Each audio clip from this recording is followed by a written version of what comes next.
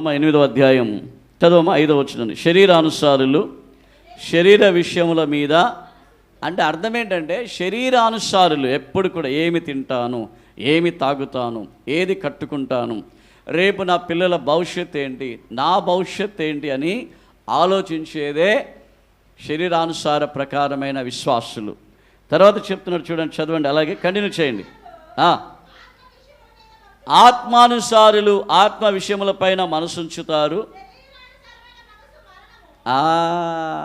శరీరానుసారమైన మనసు ఎల్లప్పుడూ మరణమే.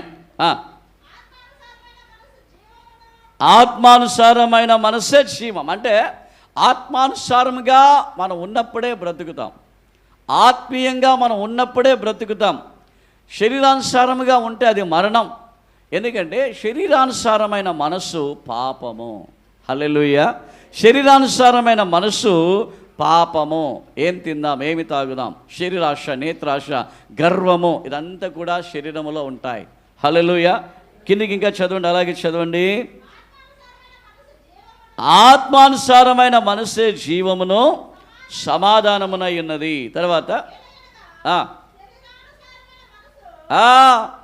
శరీరానుసారమైన మనస్సు దేవునికి విరోధమైనది. కాబట్టి శరీరానుసారమైన మనస్సు, శరీరానుసారమైన స్వభావము మనకు ఉండకూడదు. తర్వాత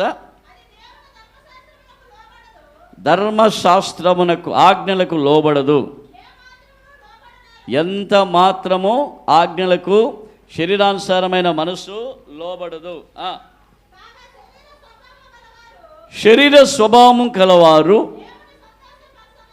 దేవుని సంతోషపరచనేలరు. ఎప్పుడు ఏం తిందాం, ఏమి తాగుదాం అనే వాళ్ళు, శరీరాశతో, నేత్రాశతో ఉండేవాళ్ళు, వీళ్ళందరూ కూడా దేవుణ్ణి మహిమపరచలేరు. ఎందుకంటే కుళ్ళు, కుట్ర, కుతంత్రాలు, దేశము, పగలు ఒకవేళ గతములో నీకు ఉన్నప్పటికీ, ఇప్పుడు ఎప్పుడైతే దేవుణ్ణి నువ్వు తెలుసుకుంటున్నావో, ఎప్పుడైతే దేవుని యొక్క ఆత్మ నీలోనికి వస్తున్నాడో, ఎప్పుడైతే ఆ యొక్క తీర్మానము తీసుకుంటున్నావో, ఆ నిమిషము నుండి నువ్వు పరిశుద్ధాత్మ స్వాధీనంలోనికి వెళ్ళిపోవాలి.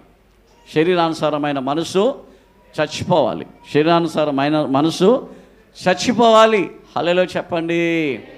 వదిలేయడం కాదు, వదిలేస్తే మళ్ళీ వస్తుంది, వదిలేస్తే మళ్ళీ వస్తుంది, వదిలేస్తే మళ్ళీ వస్తుంది. చంపేయాలి దాన్ని. అదే సిలువలో వేయాలి. యేసుక్రీస్తు సిలువలో వేసినట్లుగా శరీరానుసారమైన మనసును చంపివేయాలి. చూడండి, కాగా శరీర స్వభావము గలవారు దేవుని సంతోషపరచరు. ఎప్పుడు కూడా ఆమె శరీర స్వభావం మనకుంటే దేవుని మనం సంతోషపరచలేము. హల్లెలూయా, హల్లెలూయా. చర్చికి వచ్చే విషయాలు కావచ్చు, లేకుంటే ప్రార్థన విషయాలు కావచ్చు, ఇంట్లో బైబిల్ చదివి ప్రార్థన విషయాలు, వ్యక్తిగత ధ్యానం కావచ్చు, లేకపోతే అన్నింటిలో కూడా మన శరీరానుసారమైన మనసు, ఎప్పుడు కూడా శరీరానుసారమైన మనసు ఏమంటుందంటే, ఇంకా కొంచెం పడుకుందాంలే, ఇంకా కొంచెం నిద్రపోదాంలే, ఈరోజు ఆదివారమే కదా, ఇంకా కొంచెంసేపు నిద్రపోదాంలే, ఏమవుతుందిలే, చర్చికి మెల్లగా వెళ్ళొచ్చులే అని అనిపిస్తుంది. కానీ ఆత్మానుసారమైన మనసు అందరికంటే ముందు లేద్దాం, ఒక 3 గంటలకే లేచి మంచిగా ప్రార్థన చేద్దాం, ప్రార్థన చేసుకొని దేవుని కృపను పొందుకుందాం, దేవుని వాగ్దానాన్ని పొందుకుందాం, వ్యక్తిగతంగా ధ్యానం చేద్దామని ఆత్మానుసారమైన మనస్సు పెందలకడనే లేచి ప్రిపేర్ అవుతుంది దేవుని సన్నిధికి వెళ్ళడానికి.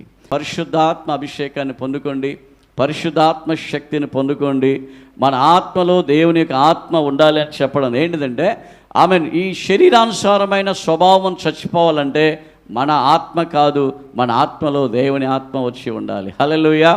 మన ఆత్మ లోపల ఉన్న కల్మషము, మన ఆత్మ లోపల ఉన్న పగలు, ద్వేషాలు, మన ఆత్మ లోపల ఉన్న చీకటి అన్నీ తొలగి దేవునికి ఆత్మ మనలోనికి వచ్చి నివాసం చేయాలి. హల్లెలూయా చెప్పండి.